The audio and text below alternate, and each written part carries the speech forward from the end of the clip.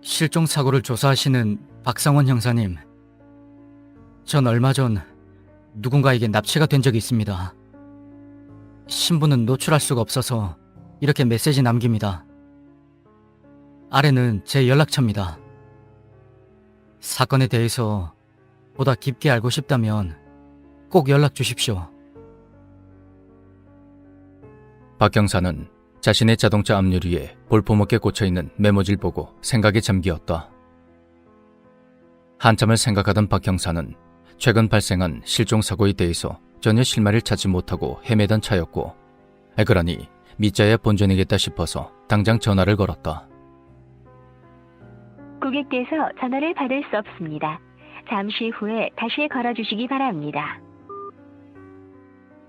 하지만 연락처를 남기고 간 사람은 전화를 받지 않았다.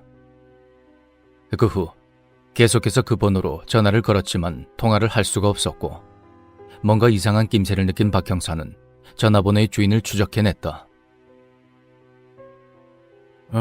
보자. 이름 최재희. 서울대생? 이야. 하지만 박 형사가 최재희의 신원 소재를 파악하고 그를 찾아갔을 때 그는 이미 사라진 후였다. 최재희의 측근들을 조사해서 얻은 정보라고는 그가 잠시 여행을 갔다가 알게 된 우상민이라는 사람과 자주 같이 다녔다는 사실뿐이다. 박 형사는 그 후로 여러 곳을 돌아다니며 최재희와 우상민을 찾아다녔지만 그들의 그림자조차 찾을 수가 없었다.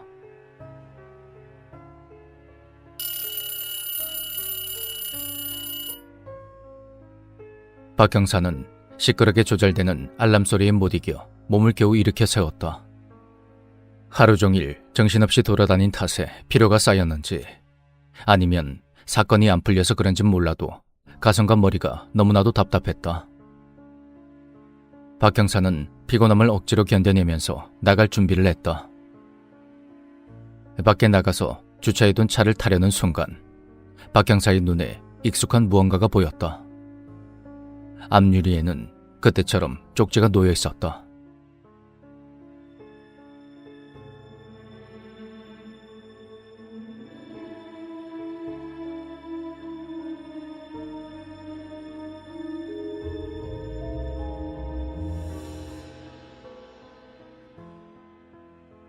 참을 수 없는 불편함을 느끼며 잠이 깨서 벌떡 일어난 원진은 주위를 둘러봤다.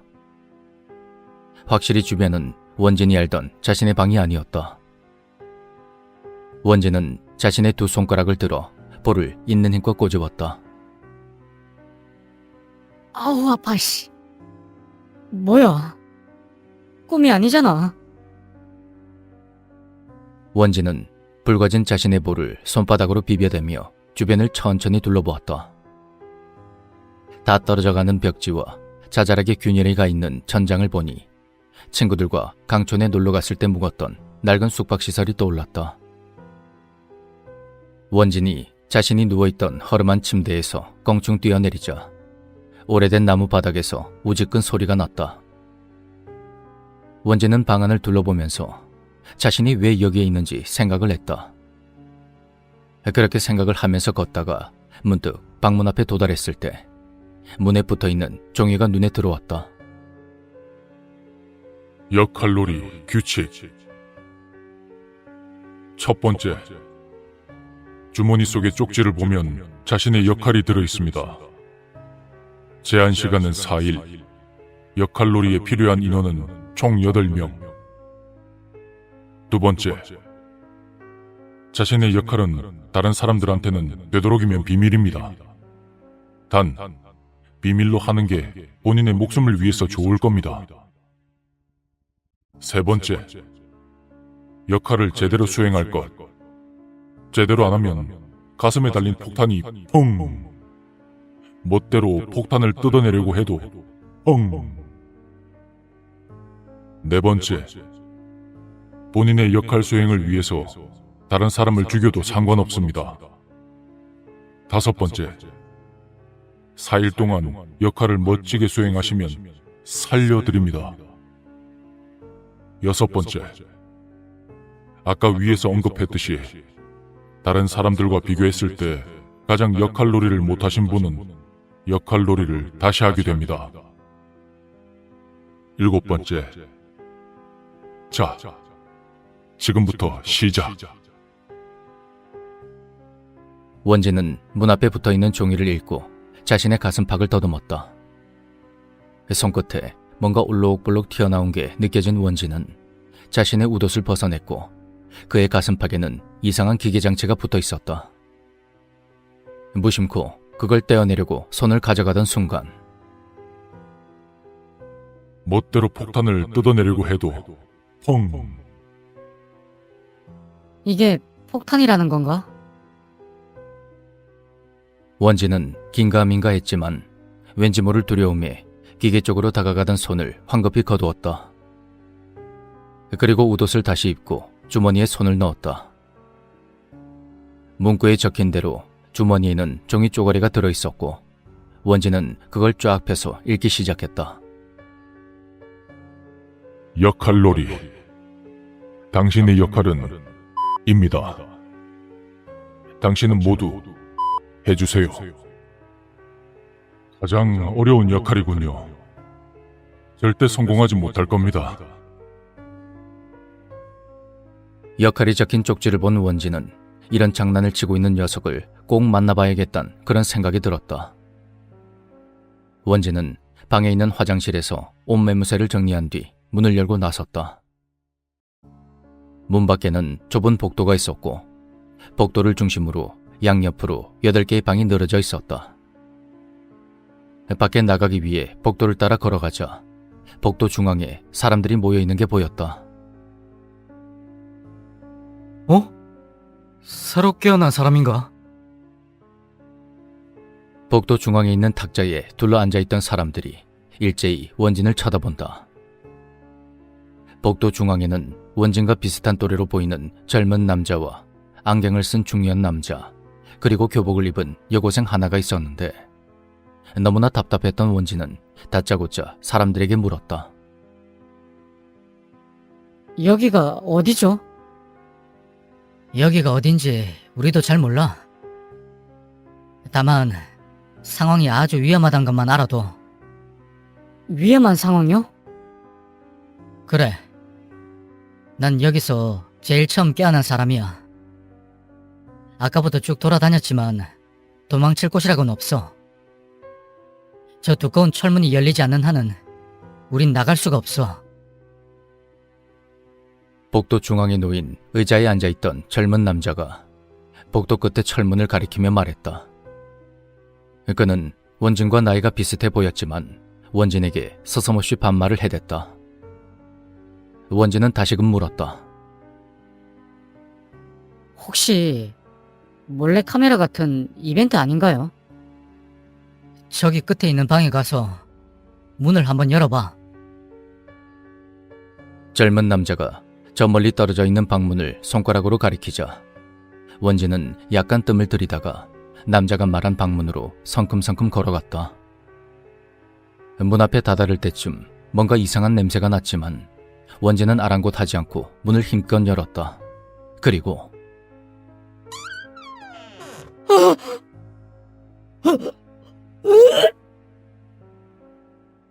방 안에는 두구의 시체가 뒤엉켜 있었는데 피비린내와 함께 썩은 내가 진동을 했다.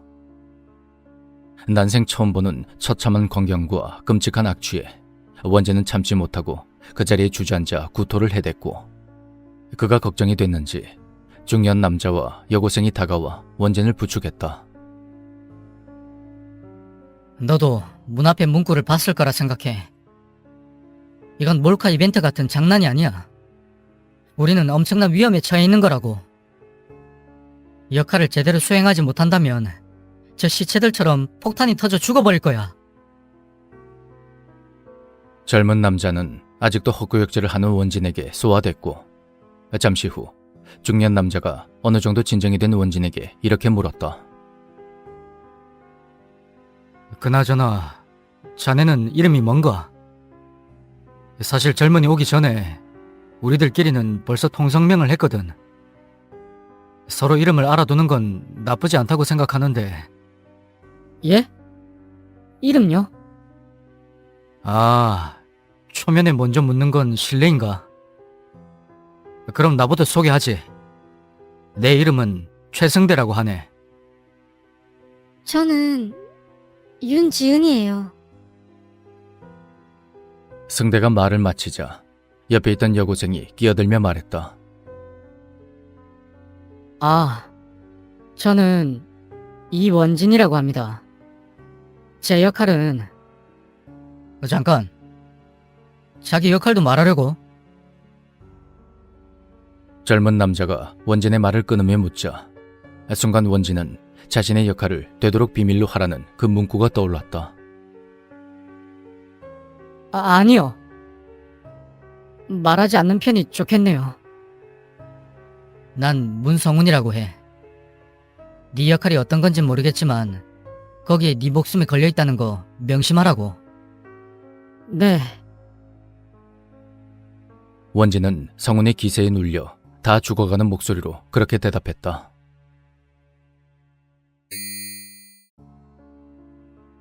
순간 천장에서 누군가의 헛기침 소리가 들려왔고 복도 중앙에 있던 사람들은 모두 천장을 응시했다. 그들이 바라본 천장에는 스피커가 달려 있었다. 뭐지? 우릴 여기에 가둔 사람인가? 저는 여러분들을 이곳에 가두고 앞으로의 역할을 평가하고 관리할 사람입니다. 살아남고 싶다면 쪽지에 적힌 당신들의 역할을 목숨 걸고 수행해야 할 것입니다. 뭐야 당신? 원진이 위를 쳐다보며 말했다. 그럼 앞으로 4일 열심히 역할놀이를 해주시기 바랍니다. 스피커에서는 더 이상 소리가 나지 않았고 성훈이 격분한 듯 탁자를 탁 내리치며 이렇게 말했다. 진짜 죽여버리고 싶네. 아마도 곳곳에 설치된 카메라로 우릴 지켜보는 것 같네. 승대가 주변을 살피며 말했는데 과연 그의 말대로 주변에는 빨간 빛을 뿜어내는 카메라들이 보호막에 가려진 채 천장 곳곳에 매달려 있었다. 일단 나머지 사람들을 찾아보죠. 나머지 사람이라니요?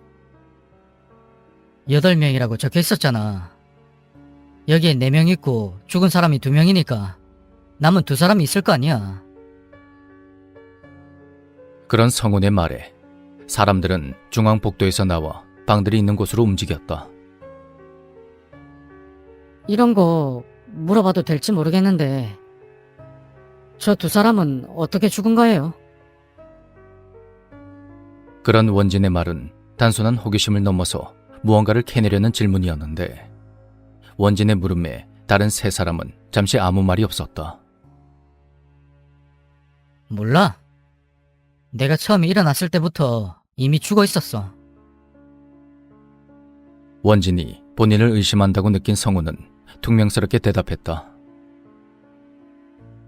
그럼 일단 죽은 2사람 방은 건너뛰고 다른 방에 누가 있는지 확인해요.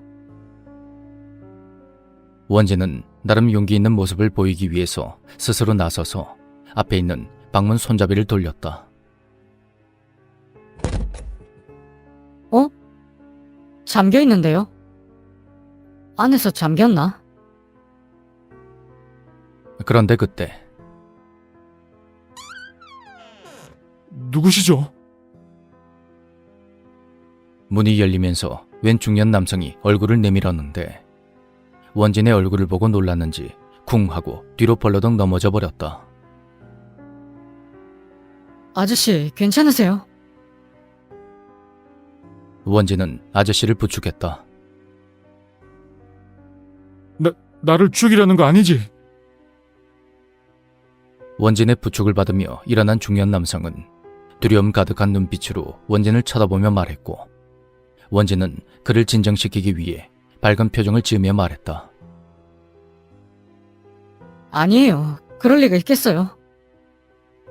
하지만 역할에 따라서 목숨이 위험해질 수도 있다고 적혀 있었어. 내 가슴에 달린 폭탄도 봤고 옆방에서 시체들도 봤다고. 여기서 누가 나를 죽일지 어떻게 알아? 그러면서 그는 막무가내로 다시 방 안으로 들어가려 했다. 아니에요. 위험하지 않아요. 제 역할도 위험한 역할이 아닌걸요. 뭔데? 그런 남자의 물음에 원진은 순간 망설였지만 이내 솔직해지기로 마음먹고 자신의 역할을 털어놨다. 제 역할은 우릴 이곳에 가둔 녀석을 죽이는 겁니다. 그러자 일순간 조용해졌는데 잠시 후 성훈이 원진의 어깨를 붙잡으며 말했다. 사실이야? 네. 자, 보세요. 원진은 조용히 자신의 주머니에 있던 쪽지를 꺼내 보였고 사람들 모두 원진이 꺼내놓은 쪽지로 눈을 돌렸다. 당신의 역할은 해결사입니다. 당신들을 가두어 놓고 역할로를 시키는 저를 죽여주세요. 가장 어려운 역할이군요. 절대 성공 못할 겁니다. 이렇게 역할을 공개해도 괜찮으세요? 솔직히 안 괜찮죠. 단지 제가 여러분의 적이 아니라는 걸 알려주고 싶었어요.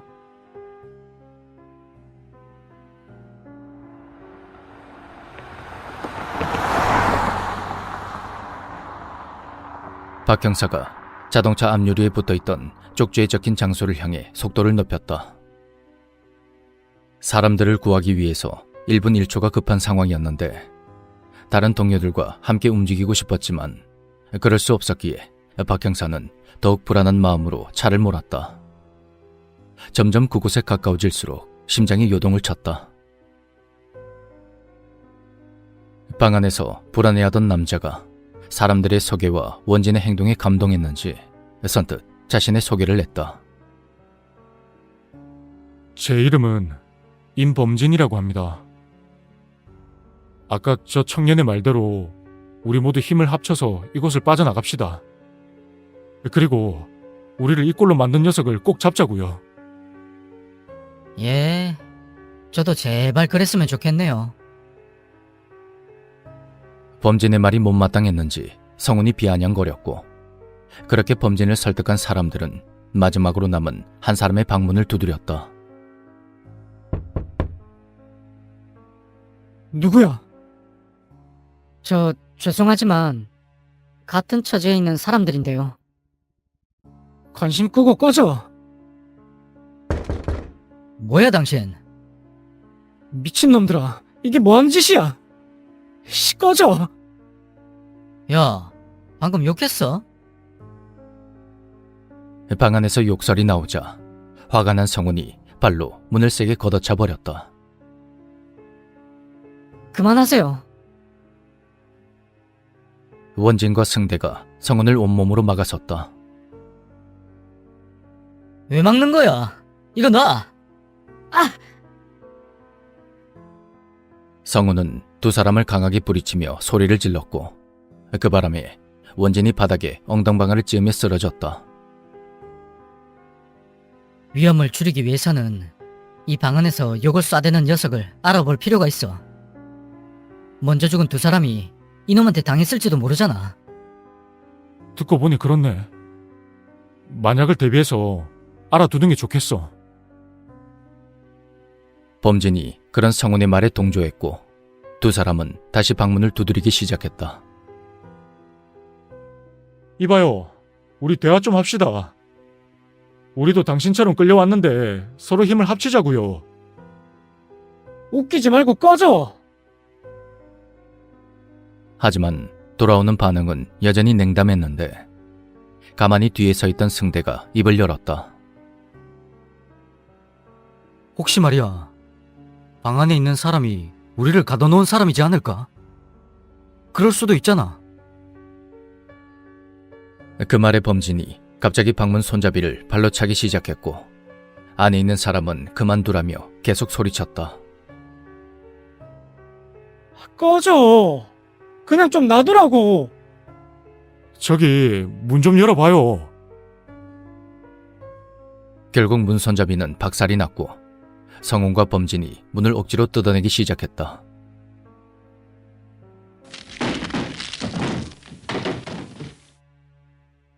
건물이 낡은 탓인지 남자들이 달려들어 힘을 쓰자 문은 쉽게 뜯겨져 나갔다. 그리고 방 안에는 남자 한 명이 우두커니 서 있었다. 아이씨, 미친 새끼들, 저리 꺼져! 남자는 갑자기 미친 듯이 날뛰며 가장 앞에 서 있던 성훈에게 달려들었고 성훈은 그를 발로 확 밀어낸 후 양손으로 남자의 멱살을 잡아 바닥에 내리 꽂아버렸다. 성훈은 남자를 발로 차서 복도로 밀어내며 말했다. 당신 똑바로 대답해. 그런데 그때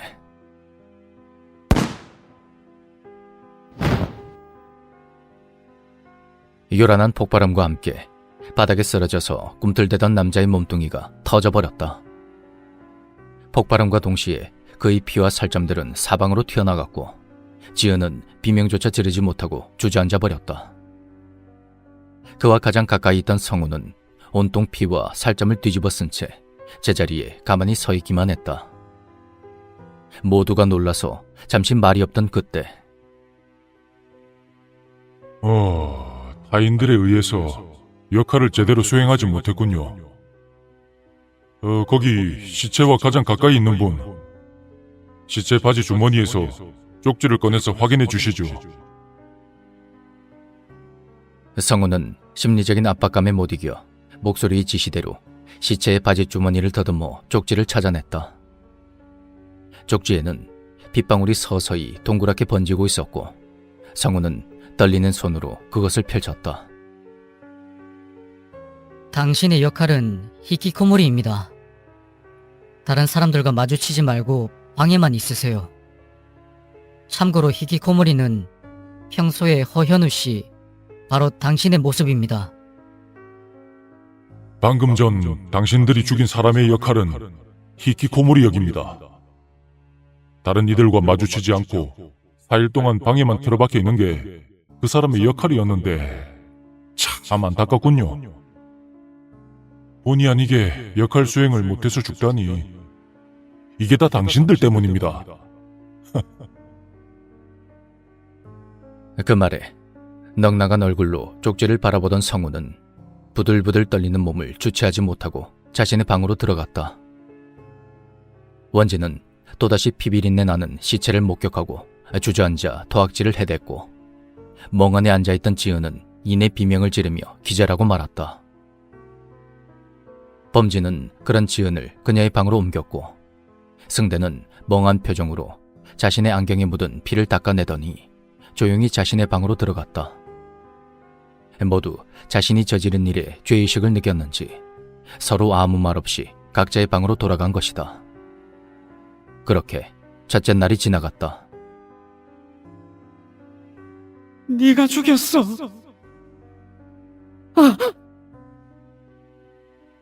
폭탄이 터지면서 사망한 남자의 시체가 원진에게 꾸물꾸물 다가왔다. 가슴팍에 커다란 구멍이 뻥 뚫린 시체는 서서히 원진에게 다가왔고 도망칠 수 없는 원진은 마구 비명을 질렀다. 아니야. 내가 죽인 게 아니야.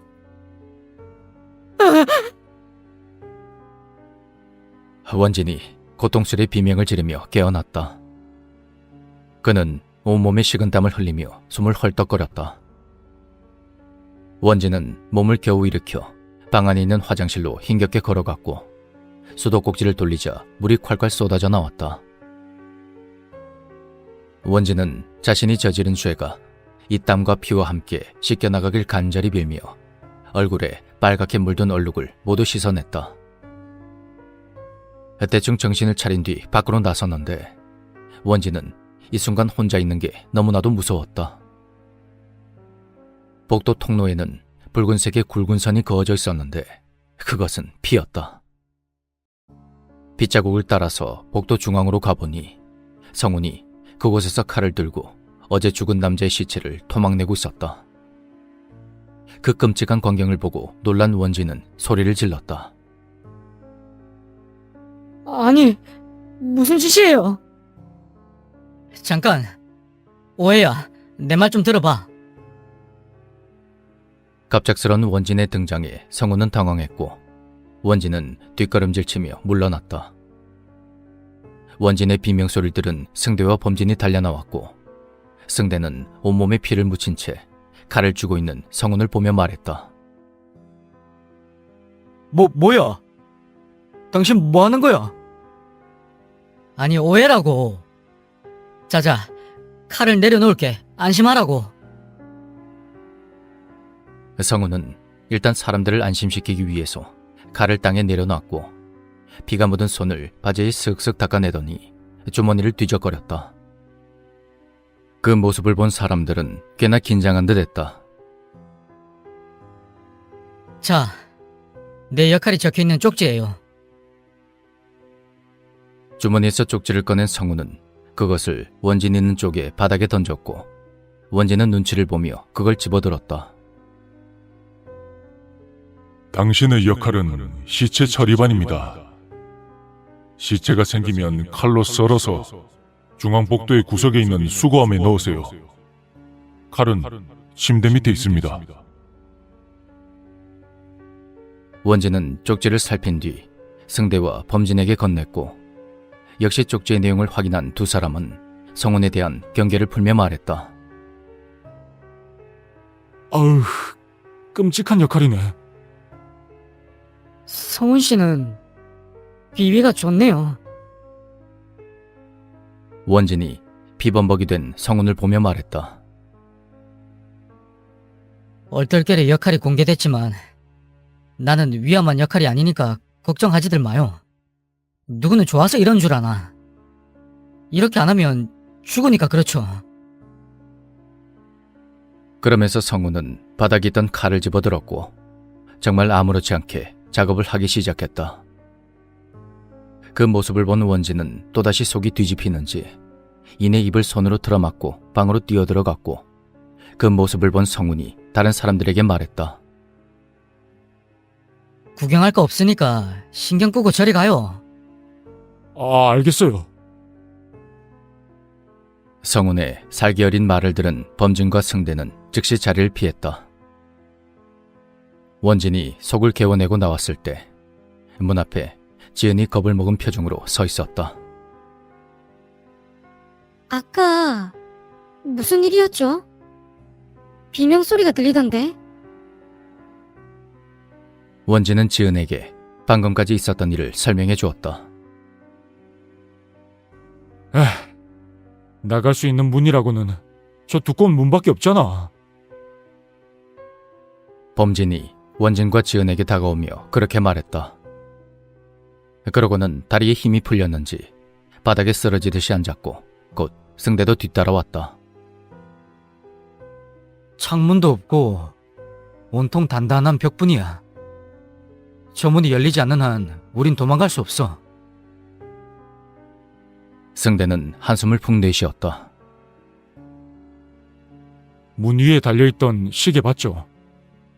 그 시간이 다 돼서 이 역할극이 끝나면 우린 풀려날 겁니다. 우리는 그 전까지 살아있기만 하면 돼요. 범진이 진지하게 말했다. 그걸 어떻게 알아요? 우리를 가둬놓은 녀석은 끔찍한 살인마라고요. 분명히 우리 모두를 죽일 거예요. 원진이 살짝 열을 내며 말했다. 아니, 희망도 못 가집니까? 그렇게 죽는다고 생각하면 왜 지금 살려고 발버둥 치는 거죠? 남의 손에 죽을 바에는 차라리 스스로 죽고 말죠. 그런 범진의 호통에 원진은 아무 말도 하지 못했다. 정말 역할을 수행하고 끝까지 살아남으면 4일 후에 우릴 풀어줄까요? 나이가 가장 어리고 유일한 여자였던 지은은 끝내 울음을 터뜨렸다. 범진은 자신의 딸 정도의 또래인 지은을 다독였다. 우리는 살아나갈 수 있을 겁니다. 모두 힘을 합쳐야 돼요. 반드시 살아나가서 우릴 가둔 녀석에게 복수하겠어요. 원진이 힘을 내며 말했다. 자네는 오바이트나 하지 말라고. 시체 처리를 모두 끝내고 복도 통로로 걸어나온 성우는 비아냥거리며 그렇게 말했다. 그러고는 씻으러 자신의 방으로 들어간다. 어쩌다가 이 꼴이 된 거지? 난 아무런 잘못도 없다고. 승대는 자신의 처지를 비관하며 말했다. 여기에 어떻게 잡혀왔는지 도무지 생각이 안 나네요. 그런가? 나만 그런 줄 알았는데 모두가 그런 것 같군. 우릴 가둬놓은 녀석은 치밀한 지능범이야. 범진이 턱을 만지며 말했다. 그 지능을 이상한 데다가 쓰는 사이코라는 게 문제겠죠. 승대가 일어나며 말했다. 배가 고프니 뭐라도 먹어야겠어. 독이 들었는지 안 들었는지는 상관없어. 그냥 냉장고에 음식을 먹어야겠어. 음식도 있었어요. 원진이 방으로 들어가는 승대의 뒤를 보며 물었다. 방 안에 냉장고에 음식이 있어. 빵하고 물 같은 것들이. 내가 봤을 때는 음식은 안전해. 그렇게 범진이 대신 설명했다. 안전하다니요. 내가 어제 먹었거든. 음식 이야기를 해서 그런지 원진의 배에서 꼬르륵 소리가 크게 났고 민망한 원진은 식사를 하겠다며 일어서 자신의 방으로 들어갔다. 아저씨들의 말대로 방 안의 작은 냉장고에는 간소한 먹을거리가 있었다. 그동안 개원했던 것도 있고 더욱 허기가 졌던 원진은 급한 대로 빵과 물을 꺼내 허겁지겁 먹어치웠다. 앞으로 먹을 여분의 빵과 물을 남긴 원진은 간만에 느낀 포만감에 침대에 털썩 누웠다. 침대는 오래되고 낡은 탓에 삐걱삐걱 소리가 났지만 나름 폭신했고 그동안 잔뜩 움츠렸던 근육이 서서히 풀리며 그렇게 원진은 잠에 빠져들었다.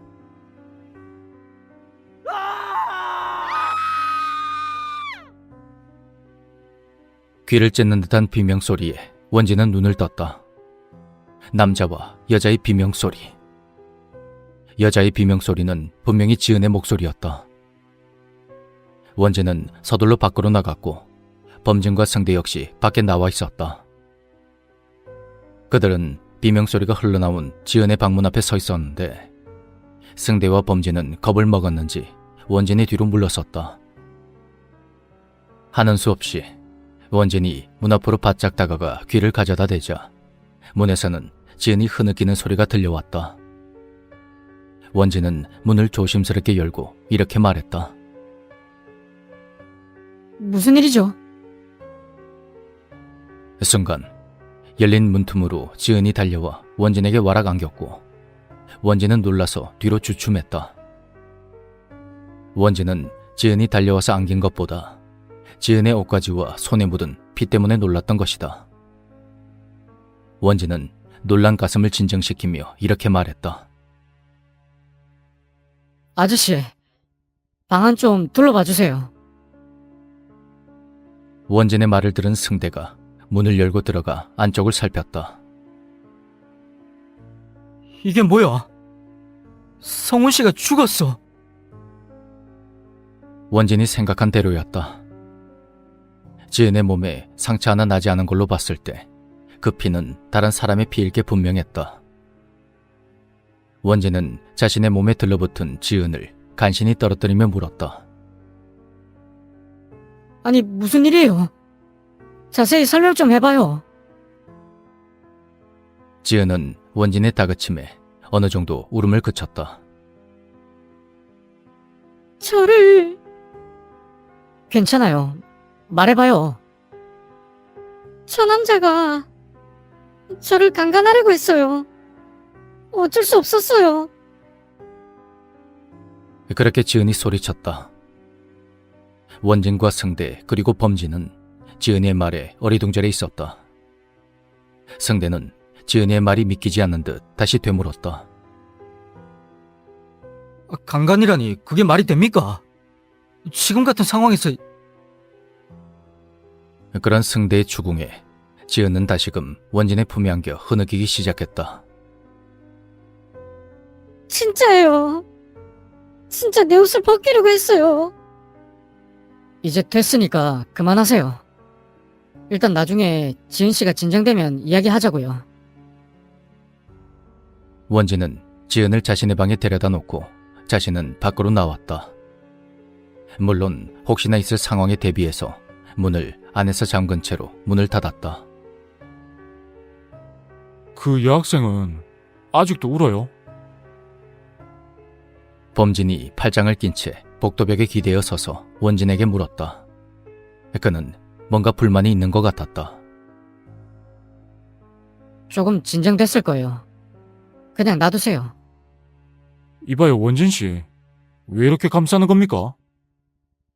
당신은 위험하지 않은 역할이라고 쳐도 저 학생은 무슨 역할인지 아무도 모르잖아요. 그리고 우리들 앞에서 버젓이 살인을 저질렀다고요. 당신은 괜찮다고 해도 우린 불안해서 그냥 넘어갈 수가 없어요. 범진이 원진을 몰아세우며 물었고 그 순간 천장의 스피커에서 소리가 들려왔다. 두 번째 희생자가 발생했군요. 안타깝습니다. 뭐? 안타깝다고? 이게 누구 짓인데? 승대가 천장을 올려다보며 그렇게 소리쳤다. 어쨌든 유감입니다. 역할 놀이를 하다 보면 사람이 죽을 수도 있는 거니까요. 저에게 화를 내신 안경 쓴 남자분, 방에 들어가서 시체의 바지 뒷주머니에 들어있는 쪽지 좀 꺼내주시겠습니까? 그 녀석이 승대를 꼭 집어서 말했다. 내가 니놈 부탁 따위를 들어줄 것 같으냐? 승대가 강하게 소리쳤다. 그의 두 주먹은 분노로 부들부들 떨고 있었다. 이건 부탁이 아닙니다. 명령이에요.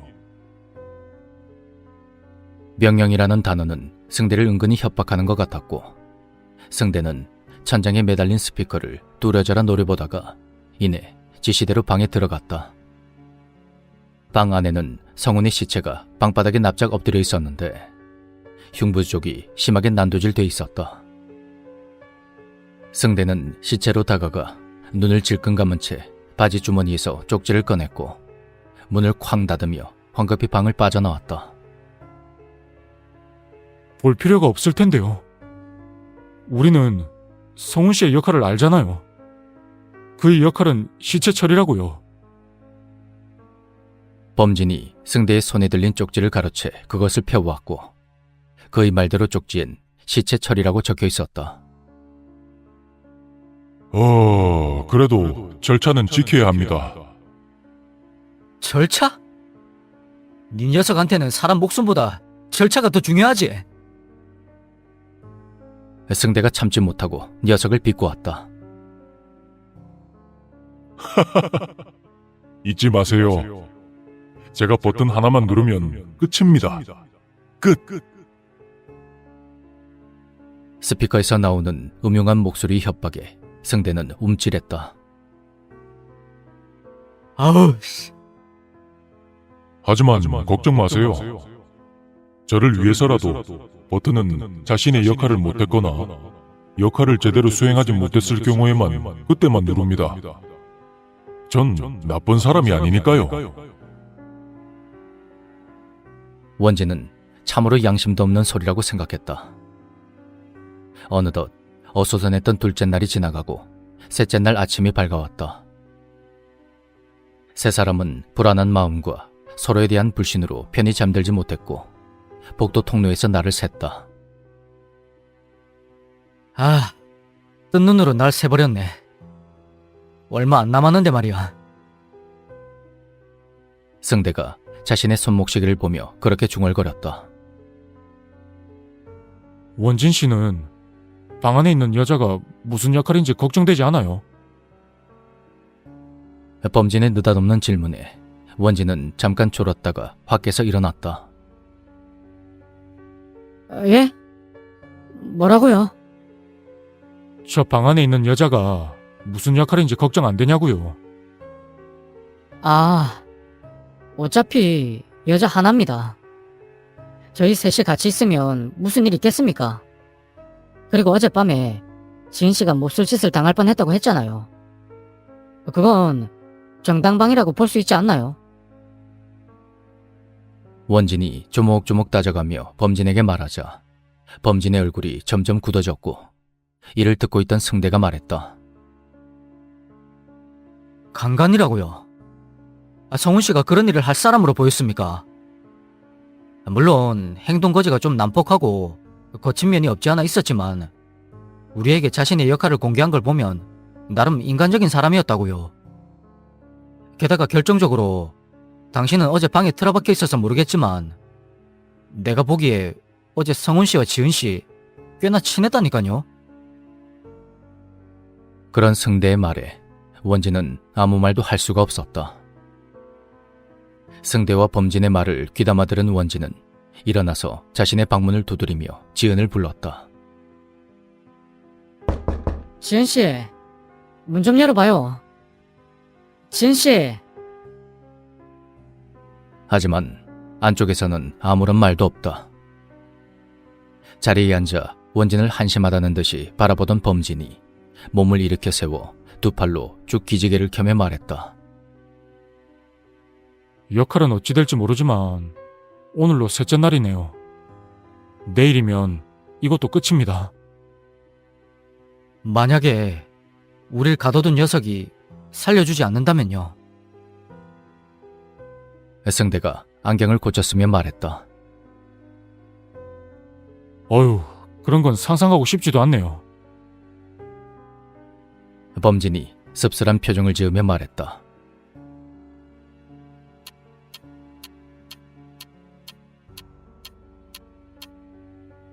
자동차 앞유리에 붙어있던 쪽지에 적힌 장소는 사람들의 발길이 뜸한 곳이라 박 형사가 찾아가기엔 너무나도 어려웠는데 그는 꼬박 하루가 걸려서야 드디어 그곳을 찾아낼 수가 있었다. 오전 11시 50분. 아무것도 먹지 못하고 그 장소를 찾아 헤매느라 많이 지쳤지만 그는 사람들을 구해내야 한다는 일념 하나로 다시 힘을 내며 차에서 내렸다. 풀숲이 꽤나 많이 자라서 앞으로 걷는 것도 힘이 들었지만 쪽지에 적힌 대로 그곳엔 오래된 건물 하나가 있었다.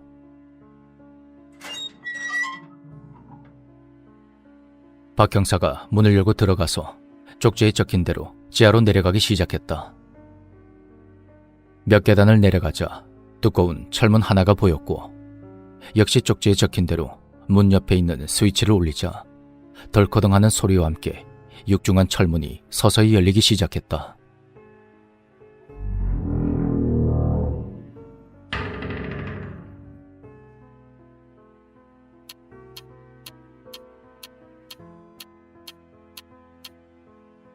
셋째 날 내내 지은은 방 안에서 꿈쩍도 하지 않았고 원진과 승대, 범진은 서로를 경계하기 바빴다. 그렇게 시간은 어느덧 자정을 넘어 네 번째 날 아침을 향하고 있었다. 아, 내일 12시면 이하 칼로리도 끝나는구나. 하지만 원진에겐 풀리지 않는 의문들이 너무나도 많았다. 다른 사람들의 역할과 처음부터 죽어 있었던 두 사람, 그리고 방에서 나오지 않는 지은 씨까지. 그 문을 부숴버릴까 생각도 했지만 첫 번째 희생자가 떠올라서 차마 그렇게 할 수가 없었다. 원진 씨, 이것 좀 먹지 그래. 범진이 자신의 방에서 꺼내온 빵과 물을 건네며 말했다. 아, 예. 고맙습니다. 원진은 그것을 넙죽받아서 이내 입에 쑤셔 넣었다. 지은이 자신의 방에서 나오질 않으니 안에 있는 음식을 꺼낼 수가 없었는데 쫄쫄 굶고 있는 와중에 음식을 나눠준 범진이 고마울 뿐이었다. 범진은 허겁지겁 빵과 물을 먹고 있는 원진에게 물었다. 그나저나 어떻게 할 거야? 원진 씨는 이대로 죽을 거야. 그 말에 원진은 놀라서 물을 뿜으며 말했다. 예? 무슨 말이에요? 아니, 자네 역할은 우리를 가둬둔 녀석을 죽이는 역할이잖아. 근데 이대로 12시가 돼버리면 원진 씨는 역할을 수행하지 못해서 죽을 거 아니야. 범진의 말을 들은 원진은 가슴이 철렁 내려앉았다. 다른 사람들의 일을 신경 쓰는데 급급해 정작 자신의 역할을 잊고 있었던 것이다. 기적이라도 일어나야겠죠. 원진은 손에 쥔 빵을 내려놓으며 우울한 표정으로 말했다. 왜 더 안 먹고? 입맛이 없네요. 원진은 그렇게 말하며 고개를 숙였다. 12시가 되면 죽는다는 생각에 눈물이 나려고 했지만 원진은 애써 참아냈다. 그렇게 침묵의 시간이 흐르고 갑자기 원진의 방에서 지은의 목소리가 들려왔다. 원진 씨, 원진 씨, 지은 씨, 원진 씨. 지금 시간이 몇 시죠? 지은은 문에 바짝 기댄 채 원진에게 시간을 물어봤다. 지금 11시 40분이에요. 앞으로 20분 남았네요. 왠지 모를 허탈감에 원진은 웃음이 났다. 그때 승대가 원진의 앞을 가로막았다. 더는 못 참아. 나도 살고 싶다고. 그러면서 승대는 자신의 방으로 들어가더니 침대 아래에서 날이 선 시카를 꺼내들고 원진과 범진을 협박하기 시작했다. 갑자기 왜 이러세요? 진정하세요. 원진과 범진은 칼을 쥐고 다가오는 승대를 향해 소리쳤다. 나도 살아야 한다고. 제발 죽어줘. 난 살고 싶어. 그 순간 범진은 잽싸게 옆에 있던 방으로 들어가 문을 닫았다. 승대는 잠깐 놀라더니 곧 원진을 목표로 삼은 듯이 그에게 서서히 다가갔다. 원진은 순간 용기를 내어 어차피 죽는다는 심정으로 승대에게 달려들었다. 순간 양쪽 방문이 동시에 열리며 지은과 범진이 나왔고 범진은 승대의 뒤에서 양팔을 붙들었다. 그러더니 어서 죽여! 그 말에 지은은 품에 있던 칼을 휘둘렀고 승대는 It hurt good, more than I can say. But maybe love isn't holding on. Maybe it's knowing when to walk away. We try to hold what we're slipping through, like sand running from our hands. Every promise started losing shape. We couldn't be what we once planned. Your eyes would look right through mine, like you were already gone. We stayed too long in a fading light, trying to prove we still. It hurt good, more than I can say. But maybe love isn't holding on. Maybe it's knowing when to walk away. We try to hold what we're slipping through, like sand running from our hands. Every promise started losing shape. We couldn't be what we once planned. Your eyes would look right through mine, like you were already gone. We stayed too long in a fading light, trying to prove we still. It hurt good, more than I can say. But maybe love isn't holding on. Maybe it's knowing when to walk away. We try to hold what we're slipping through, like sand running from our hands. Every promise started losing shape.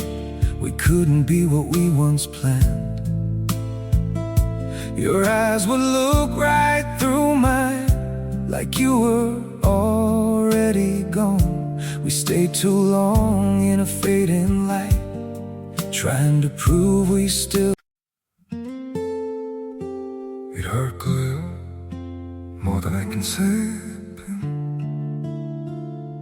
But maybe love isn't holding on. 비명 한마디 지르지 못한 채 즉사해버렸다. 원진은 너무나도 갑작스런 상황에 너무 놀라서 뒤로 자빠져 버렸다. 지은 씨, 당신이 칼로 찔러 죽인 그 이방, 냉장고 안에 쪽지가 있을 겁니다. 그것을 꺼내보세요. 지은은 범진과 원진의 눈치를 살피다가 승대의 방으로 들어가서 냉장고를 열고 쪽지를 꺼내서 가져왔다. 당신의 역할은 칼잡이입니다. 칼로 아무나 한 명만 죽이세요. 칼은 침대 밑에 놓여 있습니다. 그럼 조심하세요. 그의 역할은 한 사람만 죽이면 되는 칼잡이였습니다. 그는 양심의 가책 때문에 마지막 날까지 자신의 역할을 잊고 있었는데 결국 살고자 하는 마음에 역할을 수행하려다 역으로 죽어버렸네요.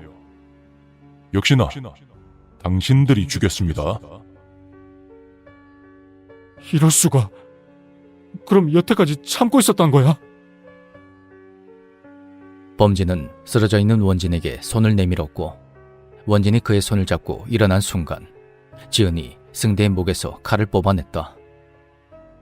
본능적으로 위험을 느낀 원진은 범진의 손을 잡고 뒤로 물러나며 소리쳤다. 위험해요. 지은이 쥐고 있던 칼이 허공을 갈랐다. 원진과 범진은 가까스로 칼을 피하고는 복도 끝의 문으로 도망쳤다. 시간은 11시 50분을 막 넘어가고 있었고 막다른 문에 들어선 원진과 범진은 뒤를 돌아봤다. 지은이 칼을 들고 점점 다가오고 있었다. 이게 무슨 짓이에요? 저도 살아야 돼요. 따지고 보면 이게 다 당신들 때문이야. 그런데 그때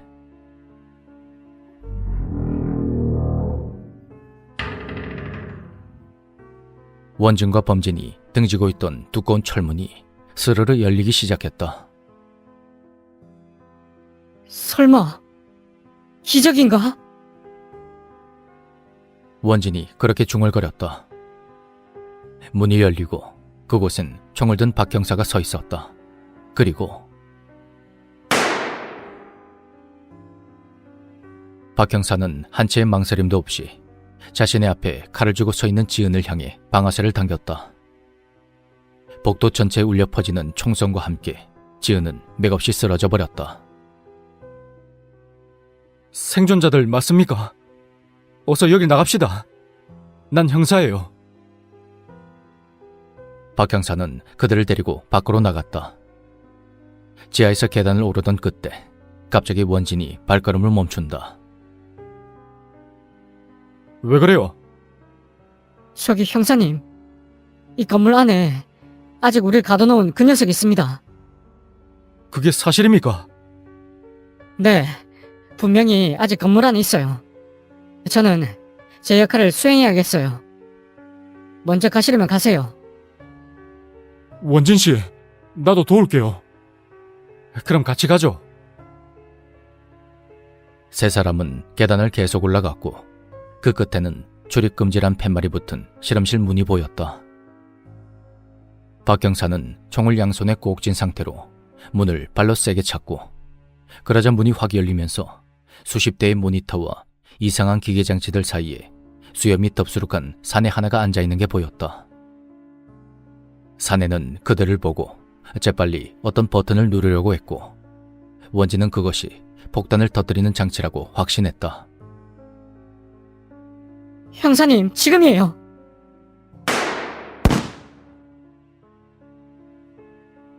총소리와 동시에 폭발음이 퍼져나갔고 반사적으로 눈을 질끈 감은 원진은 서서히 눈을 떴다.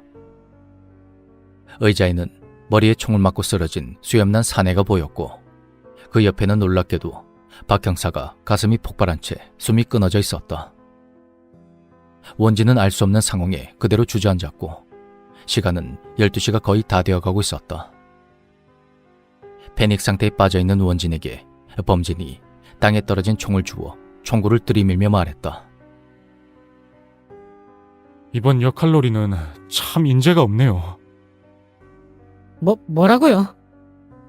그나마 지은 씨가 정의의 사도라는 역할로 살인자들을 처단했지만 처음에 히키코모리 역할을 맡았던 현우 씨를 단체로 죽이는 바람에 곤란하게 됐군요. 원진은 여전히 영문을 모르겠다는 얼굴로 범진을 올려다봤다. 그나저나 박만도 씨는 불쌍해서 어쩌나? 역할놀이를 2번이나 했는데 결국에는 죽어버렸네. 아, 원진 씨는 박만도 씨를 모르죠. 저기 의자에 앉아있던 사람이 박만도 씨예요. 아, 일부러 위험하지 않게 역할놀이 관리자라는 역할을 맡겨줬는데. 에이. 범진은 박만도라는 사람의 시신 옆으로 다가가서 책상에 놓여있던 쪽지를 꺼내 원진에게 던졌다. 박만도 씨, 당신의 역할은 역할놀이 관리자입니다. 저를 대신해서 역할을 제대로 못하는 사람들을 죽이고 그에 따른 설명을 해주세요. 하지만 아무나 죽여선 안 됩니다. 제가 항상 지켜보고 있으니까요. 경험자인 당신이 잘 해내리라 믿습니다. 이번엔 꼭 나가시길. 원진은 당황해서 아무 말도 할 수가 없었다. 원진 씨, 경찰의 주머니를 뒤져보세요. 거부할 수 없는 명령에 원진은 정신없이 박 형사의 주머니를 뒤졌고 그 안에도 쪽지가 들어있었다. 당신의 역할은 경찰입니다. 이 주소로 찾아가서 한 명이라도 좋으니 사람을 구하세요. 내일 12시까지 꼭 해내야 합니다. 목적지가 멀리 있어서 지금 출발해야 합니다. 반드시 혼자 와야 하고요. 목적지에는 당신이 찾는 최재희와 우상민도 있습니다. 참고로 당신의 가슴에 폭탄이 달려있고 행동하지 않으면 터집니다. 펑! 어떻게 이런 짓을... 원진은 이미 이성을 잃은 상태였다. 아, 최재희 씨와 우상민 씨요. 그들은 여기 있습니다. 당신도 봤잖아요. 끝방에 있던 시체 2구말입니다. 규칙에 있죠. 역할놀이는 8명이서 한다. 나와 당신, 그리고 처음에 죽은 히키코모리, 승대 씨, 지은 씨와 성훈 씨, 박만도 씨와 저기 형사까지. 역할놀이의 무대는 점점 넓어진답니다. 범진은 능글맞게 웃으며 말했다. 어떻게... 아, 물론 무대를 꾸미는데 혼자 힘으로는 부족하니 동료도 있죠. 이럴 수가... 5, 4, 3, 2, 1. 범진이 중얼거렸다. 뭐야? 카운트다운이죠. 12시. 역할을 수행하지 못하셨네요. 범진은 원진의 머리를 향해 총구를 겨누었다.